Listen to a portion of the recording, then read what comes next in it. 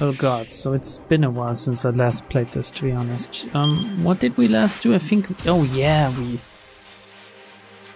pretty much finished Achi's story for this time block, since apparently I chose right every time? I don't know if that's how it works. Maybe I'll have to choose something different to advance somewhere else. Anyway, we haven't done Minurikawa yet. My favorite. So let's see what he's doing in the time frame between 12 and 1 p.m. Yeah. Minurikawa stood on the sidewalk, weighing his options. Chiaki's phone call had thrown him for a loop. He had expected her to be anxious about doing interviews, but wow, she was a real basket case.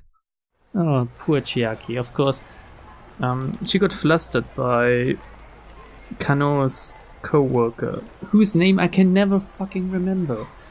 The hobo otaku cosplayer dude. Still, that didn't change the fact that he had a schedule of his own to keep. The surveillance camera story had to be his top priority. Chiaki would just have to find some way to fumble through things on her end. He headed on down Dogenzaka, scanning his surroundings as he went. There were cameras set up on streetlights all over the place. Quite a bunch of different ones as well. There were so many it was hard to believe he'd never noticed them before. Is this a real thing? Or did they... Is this a in-story universe thing? I don't know, maybe I have to Google that. Surveillance cameras in Shibuya. One over there, another just over here. Electronic eyes peering down on passersby from high above, where they were tougher to spot. Just how were the people who came to Shibuya reacting to the situation? Hey, you there! Oh god, is this Minurikawa's voice? Sounded weirdly like Achi. Minurikawa called out to a man riding by on a bicycle. Hey you, stop! Oh god, the man brought his bike to a sudden stop. He looks goofy already. Taisei Yasuda, proprietor of a knick-knack shop in Udagawacho. Fuck, I love Japanese so much. It just reads like total gibberish if you don't know the language. Because it's so foreign to us in how it looks and reads. Roughly 30 minutes earlier, while he was wandering along the JR tracks picking up lost and abandoned items, a chief foisted off his trash onto him. Oh, it's this dude! And so he's in a bit of a foul mood. Since then he's been going along on his bicycle, still picking up things from the roadside. There's a trunk on the back of his bike where he stores his finds. So he wasn't picking up trash, he was picking up stuff he thought he could still sell. Alright. Huh? What's the matter? He asked. Hi, the name's Minoru Minurikawa. I'm a freelance writer. Okay. I'm just doing interviews for a magazine, and I'd like to talk to you. I get the feeling Minurikawa gets a different voice every time I record. Every fucking session. A magazine? Which one? 4-Star General Gossip. Minurikawa did his best to sound proud. Oh, well, I'm actually in a bit of a hurry here. Minurikawa soldiered on. See that?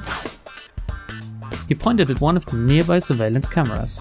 What? The man asked. The blimp? Oh, there's a blimp over there. A massive blimp was indeed drifting slowly overhead. Let's see.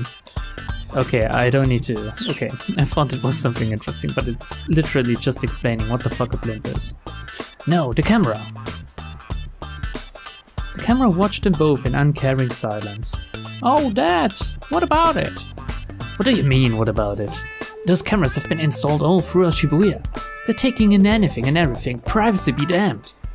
A shocked pallor came to the man's face. Oh, really? He muttered uneasily to himself. Oh, yeah, of course he's shocked. I guess I should be careful next time I go picking stuff up. He feels caught now. Hey, what are you talking about? Minurikawa asked. Oh, nothing, just stuff. Way to dodge the question entirely. Anyhow, I think there are some good things about the cameras too, the man said hurriedly. Oh, Minurikawa asked. Such as? Well, I mean, they must have helped catch some crooks, right? Whoa, is this girl over there seriously wearing high heels and striped socks? Is this Japanese fashion? Wow. Okay. Yeah, I think you're right about that. Oh, I am? The man looked shocked to have his own statement confirmed. Are you hiding something from me? Huh? No, nothing in particular. The man shook his head vehemently. Nothing at all, really? Well, whatever, Minorukawa said. In any case, even if the cameras are helping in arresting criminals, there are some places where people just don't want to be watched. What? For instance, how would you like it if someone set up a security camera inside your home? What do you mean? I mean, a burglar might try to get into your home. If you had a security camera, you could be alerted right away. Actually, some people are doing that, Minorukawa, so your argument doesn't quite hold up, since in 99% of the time, the ones tasked with surveying these cameras and their footage are the homeowners. So they are actually quite useful. Isn't that kind of an extreme argument? Nope. You're the one making the extreme argument here. What? He's at it again, trying to spin around the situation to his favor. I don't know what it is with Minorukawa, but he has his way with words. The man stared bewildered. You're saying it's okay for folks to film people around town as much as they might like, but not to take a look inside people's houses? Yeah, I guess I am, the man mumbled. Minorukawa snorted. You don't think too deeply about things, do you? He mocked. The man huffed in indignation. Oh god, he looks... Is this the fashion 10 years ago? Or did they deliberately dress people like this to make them look stupid and dumb? I don't see the problem, he said. I mean, it's a normal enough opinion to want to bring down crime but also protect privacy. Wait, who's speaking now? Well, yeah, so if they're just going to set up cameras around town, I'm okay with that. Minorukawa grinned inwardly. Got him now. You're being naive, he said. Way too naive. Naive about what? By now the man was getting worked up. Once you start letting people watch you some of the time, you'll eventually let them do it more and more. That's how the world works. A simple change in camera angle is all it'll take to steal the last traces of your privacy away. That's kind of funny coming from you. Doesn't force that general gossip get all its scuttlebutt by invading the privacy of others? Since when are you people concerned with personal privacy? Meaning what exactly? Minorukawa asked. You know damn well what I mean. Have you no shame? I've got nothing to be ashamed about, Minorukawa exclaimed. If some celebrity scandal breaks, I write it up in the form of a top-class socially conscious exposé. That's the Minorukawa seal of quality. The man rolled his eyes. Please, as if anyone's ever heard of that. Okay, I think at this point, 428 Shibuya Scramble is 95% Minorukawa's hands and fingers. Your everyday freelance reporter would say something about how security firms have no right to use cameras to disrupt personal privacy. But not me. Oh no. I'm the only guy who'd write the first-class piece on the subject. And you wanna know why? The man's only response was a doubtful look. Because privacy only exists for me to utterly demolish it. Minorukawa finished with a prideful grin. That's nothing but journalistic arrogance, the man railed. Oh yeah? Yeah, I'd rather have surveillance cameras any day if the alternative is some weird gossip piece. Dude, you have a whole lot of teeth on your lower jaw. That's far too many, isn't it? This time Minorukawa didn't have a handy retort. An awkward silence descended over the pair. Right, I see. Minorukawa muttered to himself as he busily scribbled in his notepad. The man was visibly taken aback. Thank you for your cooperation, Minorukawa said at last. You gave me some good stuff. He held up a hand to forestall an angry retort. I realize I probably got you a bit riled up. You'll have to forgive me. Well? The man peered up at Minorukawa in disbelief. This is just my interview style. Sorry, I know it's a little unorthodox. Getting people really angry at you? Buddy, you're a weirdo, you know that? The man said. Yeah, I heard it a lot, Minarikawa laughed. So can I go now? Sure, I'll quote you as passerby A in my article. Sure, whatever, the man muttered. He quickly sped off on his bicycle. I love this game so much. Jesus Christ. Minarikawa now had some material for a surveillance camera piece. He wanted to organize what he'd managed to put together so far. He decided to head towards his next interview location, keeping an eye out for a cafe where he could stop to work on his copy, which I guess ties into Kano and his future father-in-law and his fiancée. He used the map included in the project proposal to guide him. It was hard to read the words and make out the details, but it looked like the Nokane building where the Burning Hammer demo was being held was just down center guide. There was no indication of which floor the event would be held on, however. It made him a little anxious, but he'd probably be able to find someone to point him in the right direction once he got to the building. He spotted a cafe up ahead. "Coffee, please," he shouted as he strolled inside. He slumped down in an open chair. What's that behind him? Hopefully he'd be able to hold up in here until 1 o'clock working on his article. Wow, that would be far too nice, since it would speed this game up immensely and make it really easy. If he couldn't have it done by then, finishing the whole issue by the end of the day would be a tall order. He pulled a cigarette from his overcoat as he waited for his computer to boot up. Having a smoke was Minarikawa's little trigger for going into writing mode, the state of being in a mood to write some text. As Minarikawa goes about his job, he switches between writing mode, interview mode, food mode, and sleep mode. I mostly use the last one. When busy, he'll sometimes go into writing mode and food mode at the same time, sometimes even straying into sleep mode in the midst of food mode. When he's even busier, he'll eat and write mid-interview while nodding off. This is known as ultimate mode. Sounds amazing. He stuck the cigarette in his mouth and lit it up. With the first heavy draw of smoke, he felt his mind focus. The rough idea for his article came to his head, nearly fully formed. Don't smoke, kids. All he needed to do now was get it all written down. Seriously, don't smoke. It's really bad for your health and just costs a lot of money without any real advantage. Finally, his laptop finished booting up. "Took you long enough, pal," he muttered to the computer. His hands leapt to the keyboard like a predator pouncing on his prey. In a matter of moments, he had hit his stride. His fingers clicked away. One by one, lines of text filled up his screen.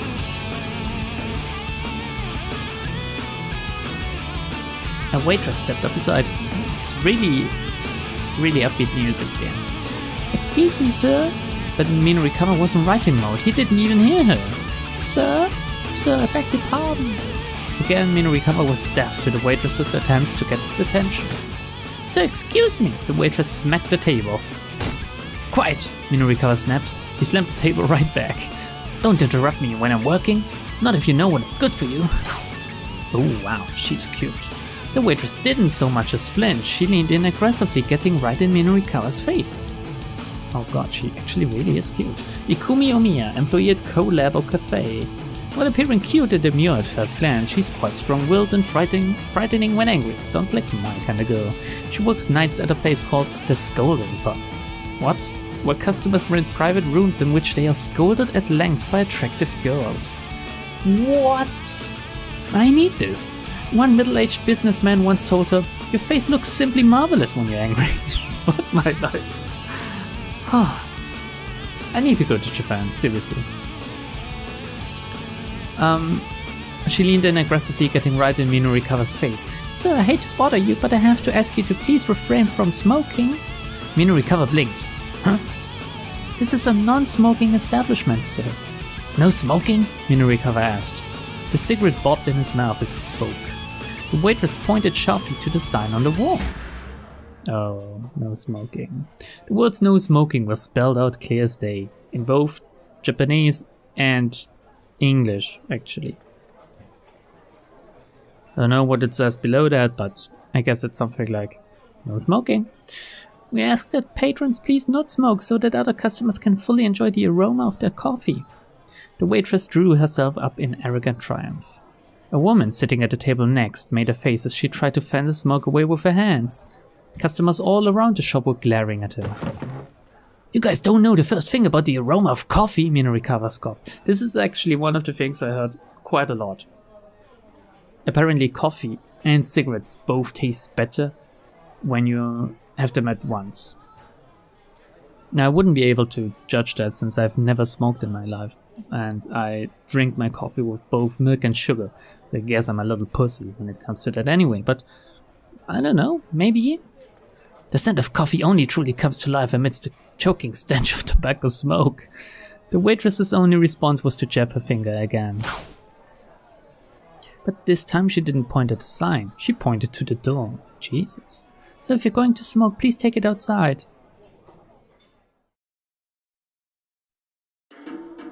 Oh god, so he actually went outside. Sometime later, sitting inside the Café Lautré. Oh. He switched cafe. Minorikawa lit up his third cigarette.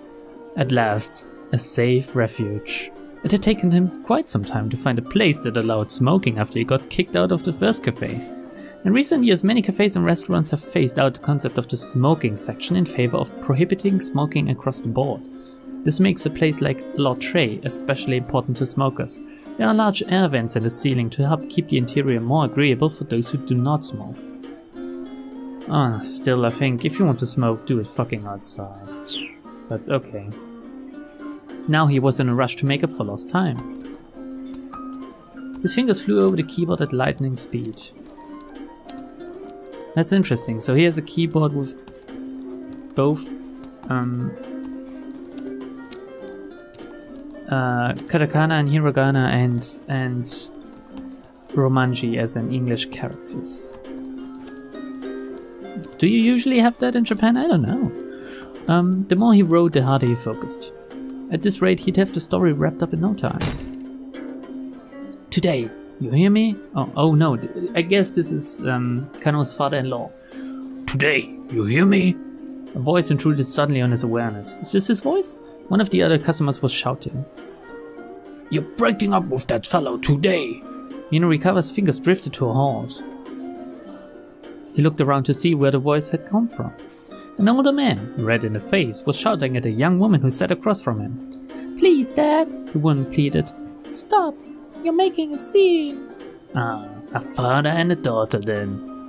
It was rare nowadays to see a father behave so imperiously towards his own daughter. Just how sheltered had he been trying to keep her? Minorikawa couldn't see her face from where he was sitting, but his interest was piqued. Should he move to another seat where he could take a look? No. He reminded himself that he needed to finish his article.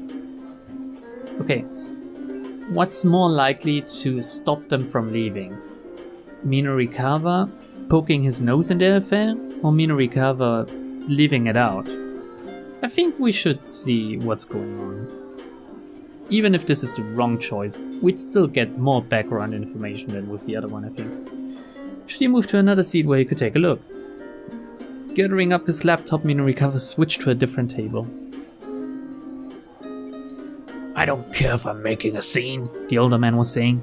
I'm not leaving until I see you cut ties with that boy, do you understand? Seriously, is this the voice I used for him? Feels kinda weird, but that could just be my sore throat. I understand that you're never happy unless you get your way. You're acting like a spoiled child. Oh, is this him saying it? I don't know. Don't you talk back to me.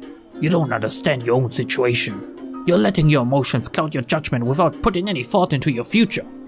No, Dad. You're the one who doesn't understand. The father-daughter argument was getting more and more heated. Dad was clearly furious. Minorikawa shifted closer, curious to see what might happen next. Damn, Minorikawa, don't you have an article to write? Then he saw the daughter's face and gasped out loud. Oh, hey, I know you! Fuck me. Minorikawa, can you be any more awkward? Jesus! Wait! You're on TV, right? The father scolded up at him. You must be mistaken, he said gruffly. No, I'm sure of it, Minorikawa said. God, what show am I thinking of? The young woman seemed disconcerted by his enthusiasm. Who was she? He called out to a waitress who was passing by. Hey miss, do you know this gal? She's an actress, right? It's right on the tip of my tongue. The waitress ignored him, but Minurikawa was undeterred. I know this. Weren't you in one of those TV dramas or something? Let's see, Minurikawa was probably thinking of a series starring Masami Nagahama, possibly Operation Kokos, The Last Frenchman, Touched by a Tuna, or Sailor Moon Pies. All of which received high viewer ratings and are fondly remembered in the public consciousness. Right, we're leaving, the father grumbled. Oh god, so this is what actually drives them to leave. He rose from his seat, radiating aggravation. Huh? The young woman said, but... Not waiting to hear her objection, he grabbed her by the hand and stormed out of the cafe. Hey, hold on, Minurikawa squawked. Ah, oh, fuck me. His plea fell on deaf ears. All he could do was watch them go, then shuffled back to his seat in disappointment. Damn it, what was her name? I should have asked for her autograph. Mumbling under his breath, Minurikawa went back to typing. Oh god, I love this game so much. How are they doing this? It's just... Well, some people maybe would say it's funny in an intrusive way and over-the-top wacky, but it hits the spot just right for me sometimes. What's that? A strange beeping sound broke Minurikawa out of his writing reverie. Upon looking up in confusion, he found his attention drawn to a young woman at another table. Should we revert back already, or do we just want to keep going on now? Even though we know that's the wrong decision. Fuck it. And then one of these, and one of these. Oh, and this, and this, and this, and this, and that too. Who's saying this now? She finished with a broad grin. I guess it was a woman. Oh. It's... what's her name? Let me just repeat your order back to you. 1 Japanese-style beef patty, 1 spicy fish roast spaghetti, 1 chicken casserole, 1 French onion soup, 1 fruit parfait, god I'm hungry, 1 chocolate parfait, oh god, and 1 deluxe chocolate parfait. Will that be all? The waitress anxiously awaited confirmation. Ryoko Kakinuma, a second-year student at Midoriyama Academy's law school. She was hassled by a pair of hustlers on her way to work and showed up 5 minutes late for a shift. Ah, it's the girl Achi helped out. The manager told her that those 5 minutes were coming out of her pay, so she's a bit irritated right now. Dude, just let her stay 5 minutes longer. That's a sensible thing to do. It wasn't her fault. And it's only 5 minutes, Jesus Christ. You forgot the large caramel shake. The customer was a full-figured young woman ensconced at a nearby table. Oh, my apologies. The waitress quickly jotted down the addition to the order. Oh god, I want a caramel shake as well now. That'll do it for now, the young woman said. For now? Yikes. Big yikes. She's actually planning on ordering more after that? Marveling at this display of appetite, Minurikawa went back to typing. Ah, fuck, what's her name? Is it... It's also something with CH, right? Now what? He heard the strange beeping sound again, subtly different than the first time. And this time it was closer. Is there a bomb in this cafe? Seriously, what the heck is that? I need to get to the bottom of this. I'll never be able to concentrate. Well, never mind. I need to focus on finishing this article. Let's get to the bottom of this. Because, just where the heck is that sound coming from? He searched his surroundings for a moment and quickly discovered that the noise was coming from his own bag. Well, duh. What?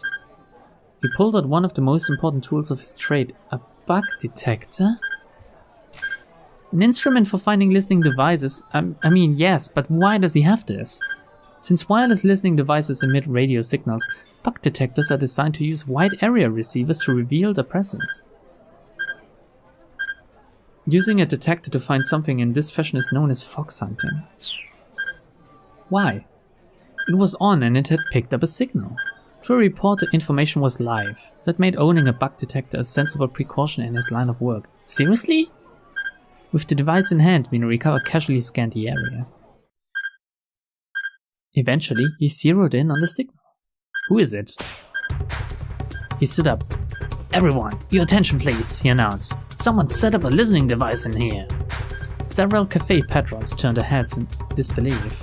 A woman wreathed in pungent perfume flashed him a disagreeable look. Oh, it's It's the mother of Hitomi and Maria? Oh, come on, that's ridiculous, she huffed. There's something fishy going on. The only thing fishy right now is you, the woman declared disdainfully. It's funny how Minurikawa seriously is weaving them all together somehow. Why don't you get out of here and let everyone enjoy their meals? No, I smell a scoop. You what? You. What's your name? None of your business, that's what. Now hurry up and stop that awful noise. The other customers were starting to murmur loudly. There's a listening device here, folks, Minurikawa said. How can that not bother you? Do you know where it could be? It is I. Excuse me, the woman called out. Could someone please do something about this man?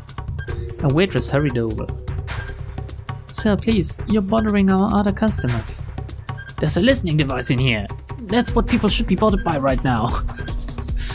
Oh, Minurikawa, you have a serious problem with privacy.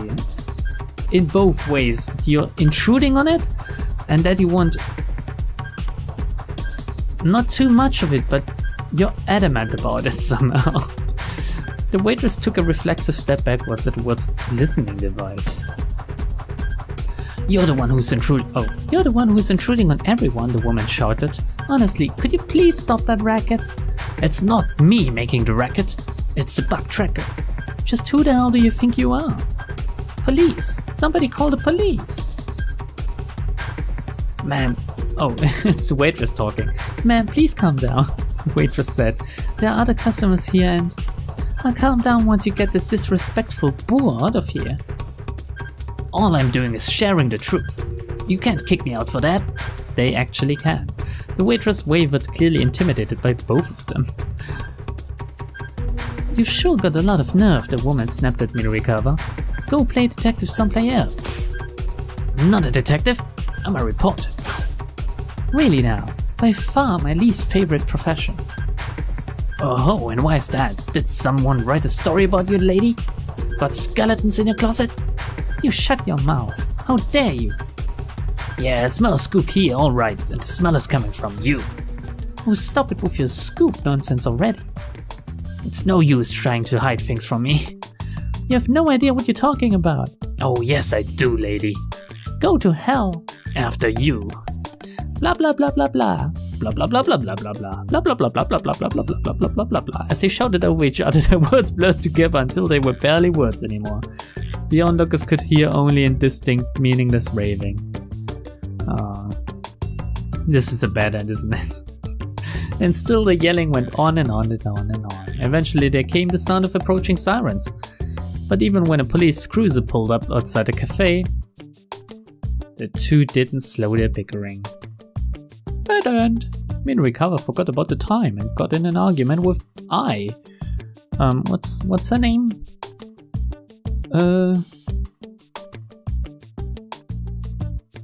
Oh, what's the other dude called? Jesus Christ, I should really play this game more frequently.